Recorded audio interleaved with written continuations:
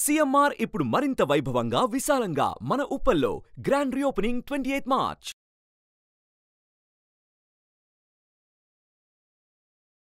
నమస్తే, welcome to Suman TV. నేను మీ యామిని. ప్రస్తుతం మనతో ఉన్నారు ప్రముఖ ఆధ్యాత్మికవేత్త, ప్రముఖ జ్యోతిష వాస్తు పండితులు సుభాష్ శర్మ గారు ఉన్నారు. గురుగారితో మనం మాట్లాడదాం. నమస్కారం గురుగారు.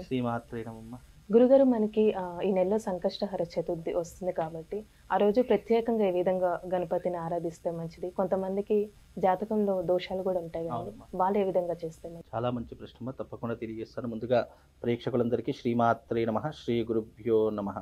శుక్లాంబరధరం విష్ణుం శశివర్ణం చతుర్భుజం ప్రసన్నవదనం ధ్యాయే సర్వవిఘ్నోపశాంతయే. గజాననం భూతగణాదిసేవితం కపిత్రజం జంబూఫలసారభక్షణం ఉమాశుతం శోకవినాశకారకం నమామి విఘ్నేశ్వర పాదపంకజం.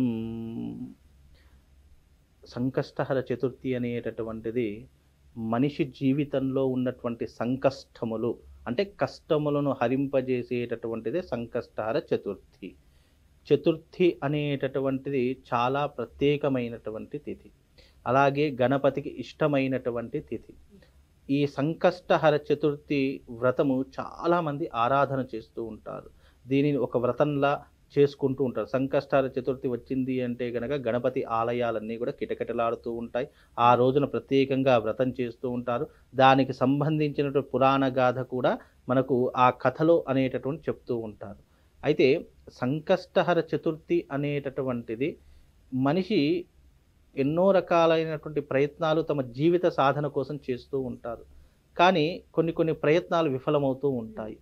ఎన్నో పనులు అనుకుంటూ ఉంటాడు, ఫర్దర్ ఫ్యూచర్ ప్లాన్స్ ఎన్నో వేసుకుంటూ ఉంటాడు. కానీ ప్రతి ఒక్క విషయంలోనూ ఆటంకాలు, ఇబ్బందులు, ఏదో అర్ధాంతరంగా ఆగిపోవడం, ఇలా ఎన్నో రకాలైనటువంటి ఇబ్బందులు జరుగుతూ ఉంటాయి. అలా జరుగుతున్నటువంటి సమయంలో ఈ సంకష్టహర చతుర్థి అనేటటువంటిది మనిషి యొక్క జీవితాన్ని ఉద్ధరింపజేసుకోవడానికి, భగవంతుని యొక్క సంపూర్ణమైనటువంటి అనుగ్రహాన్ని పొందడానికి ఈ సంకష్టహర చతుర్థి అనేటటువంటిది మనిషి జీవితంలో ఒక ఇంధనంలా పనిచేస్తూ ఉంటుంది. అంత గొప్పనైనటువంటిది ఈ సంకష్టహర చతుర్థి. అందులోనూ సంకష్టహర చతుర్థి బుధవారం రావడం అనేటటువంటిది కూడా చాలా విశిష్టము, వైశేషము అని కూడా సనాతన ధర్మం తెలియజేసింది. జ్యోతిష శాస్త్రంలో బుధవారం చవితి అంటే సంకష్టహర చతుర్థి వచ్చింది అని అంటే అది పరమ పవిత్రమైనటువంటి రోజుగా కూడా ప్రజలందరూ కూడా విశ్వసిస్తూ దైవారాధన చేసుకుంటూ గణపతిని ప్రత్యేకంగా పూజలు చేస్తూ ఉంటారు. కనుక ఇందులో చాలా విశేషమైనటువంటిది ఏంటంటే ఉచ్చిష్ట గణపతి అని చెప్పేసి ఉంటుందమ్మా. చవితి రోజు ఉచ్చిష్ట గణపతిని ఆరాధన చేసిన, అలాగే ఉచ్చిష్ట గణపతిని పూజించిన ఆ యొక్క సాధకుడు తమ జీవితంలో ఎన్నో రకాలైనటువంటి అదృష్ట యోగాలను పొందుతారు. ఇప్పుడు ఈ యొక్క ఋషులు మునులు వీళ్ళందరూ అదృష్ట యోగాన్ని ఎందుకు పొందారు అంటే వాళ్ళు ఇలాంటి పర్టికులర్ అయినటువంటి టైంలో, పర్టికులర్ అయినటువంటి తిథిలలో, వారాలలో, నక్షత్రాలలో, యోగములలో, కరణములలో వాళ్ళు పర్టికులర్గా ఒక్కొక్క భగవత్ ఆరాధన, ఉపాసన, సాధన చేశారు కాబట్టి వాళ్ళు మనకు ఋషులుగా నిలిచారు, వాళ్ళు మనకు ఒక మార్గదర్శకులుగా నిలిచారు. కాబట్టి మనుషులందరూ కూడా మానవ జీవితంలో ఈ కలియుగంలో మనకున్నటువంటి ఆపదల నుండి, విపత్తుల నుండి మనం అధిగమించాలి అంటే ఈ సంకష్టహర చతుర్థి చాలా పరమ పవిత్రమైనటువంటిది. ఆ రోజున చంద్రోదయం అయిన తర్వాత, చంద్రుడి దర్శనం చేసుకున్న తర్వాత ఉపవాస దీక్షను వదులుతూ ఉంటారు. ఆ రోజున ఏమీ ఆహార పదార్థాలు కూడా ముట్టుకోరు, కేవలము పాలు పండ్ల మీదనే అందరూ కూడా ఉపవాస దీక్షను చేస్తూ ఉంటారు. ఆ రోజున చంద్ర దర్శనం అయిన తర్వాత భోజనాది కార్యక్రమాలను చేస్తూ ఉంటారు. కాబట్టి ఈ బుధవారం చవితి సంకష్టహర చతుర్థి వస్తుంది కాబట్టి మీరందరూ కూడా చేస్తారు అంటే గనక సహస్రమోదక యాగం చేసుకుంటే అదృష్ట యోగం అనేటటువంటిది కలుగుతుంది. వీలైతే ఆ బుధవారం వస్తుంది కాబట్టి, విశేషమైనటువంటి వారం వస్తుంది కాబట్టి ఆ రోజున వీలుంటే మీ యొక్క సహస్రమోదక యాగం అనేటటువంటిది ఆలయాలలో చేస్తూ ఉంటారు. ఆ రోజున ఆ సహస్రమోదక యాగం చేసుకోండి.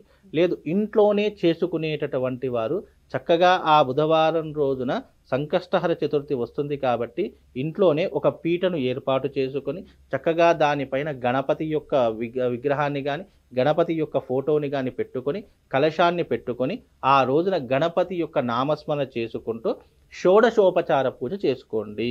షోడశోపచార పూజ అంటే ఏంటి? సంకల్పము, గణపతి పూజ, గౌరీ పూజ, ఆ తర్వాత కలశ పూజ ఇవన్నీ చేసుకొని మీ మనసులో ఉన్నటువంటి సంకల్పాన్ని చెప్పుకొని ఆ రోజున మీ ఇంట్లో ఈ యొక్క వ్రతాన్ని చేసుకోండి. అంటే కలుషం అనేది ప్రత్యేకంగా పెట్టుకోవాలండి ఆ పూజకి, లేకపోతే ప్రత్యేకంగా కలశారాధన ఇప్పుడు మనం ఏ భగవత్ ఆరాధన చేసినా పెట్టరు అంటే మీన్స్ వాళ్ళకి తెలియకపోవచ్చు. మనము ఒక కలశాన్ని ఏర్పాటు చేశామంటే భగవంతుని ప్రత్యక్షంగా వచ్చి కూర్చోబెట్టలేం కదా.